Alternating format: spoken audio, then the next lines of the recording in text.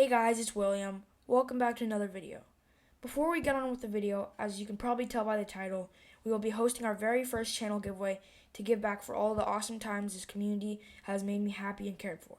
We will be giving away a chess.com 1-year gold membership valued at $29. This membership grants you access to 25 puzzles a day, 5 puzzle rushes per day, 3 lessons a week, game report, analysis, and no advertisements. We will also be giving a shout out to one chess channel who enters the giveaway. Watch till the end of the video to find out how to enter. So on with the video. For today's video, we will be exploring a game actually between me and a random lead chess player, or anonymous lead chess player. This game was played in one of the daily rapid arena 5 months ago. By the way, this is not a perfect game. I consider this to be my Immortal game because of an aesthetic finish and fun attack in the game. So my opponent is white and I'm black. My opponent begins with d4. I play knight f6, which is my reply to d4. Bishop f4, the London system. And this is what I play against London system. c5, e3, and queen b6. So right now I actually don't play queen b6. I now prefer to play d5. But queen b6 is also a viable option.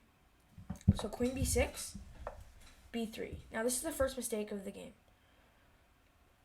Typically in these positions after queen b6, you don't want to defend with something like queen c1 or b3. You want to go for a more aggressive and active approach. So something like knight c3 would be very good. And if you take the pawn, then knight b5, and it looks kind of dangerous because of the c7 fork. But instead he played b3, which is a pretty big inaccuracy.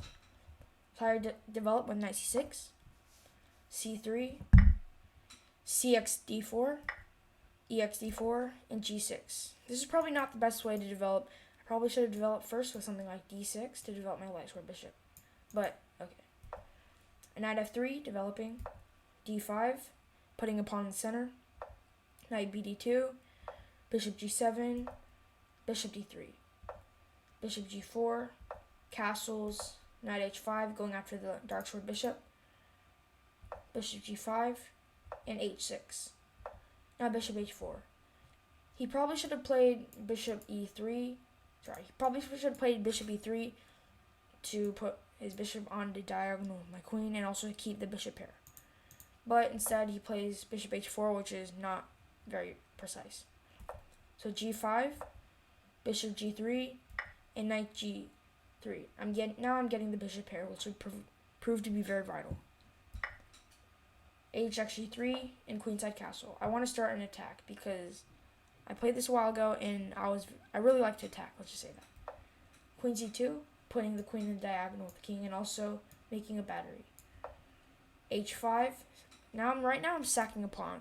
Probably not the best sack, but I want to open up the position so I can get an attack. So knight g5, rook fd8. So here's a bit of a miscalculation. I forgot that the knight would target the f7 pawn. So yeah, I have to defend it. So bishop f5, e6, and now bishop g4. This is the biggest, by far probably the biggest blunder of the game because of hg4. Now I get this open h5, which will be extremely dangerous. So a4, trying to continue with the attack, but it's too little too late. Rook h5, gaining a tempo, trying to double up on the file so I can checkmate, and also attacking the knight.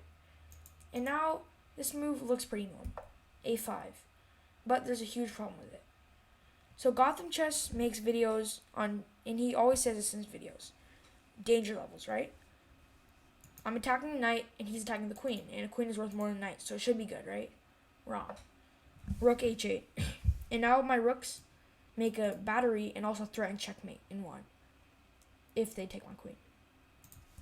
So instead, f4. So before we get on with f4, so there isn't many ways to protect mate.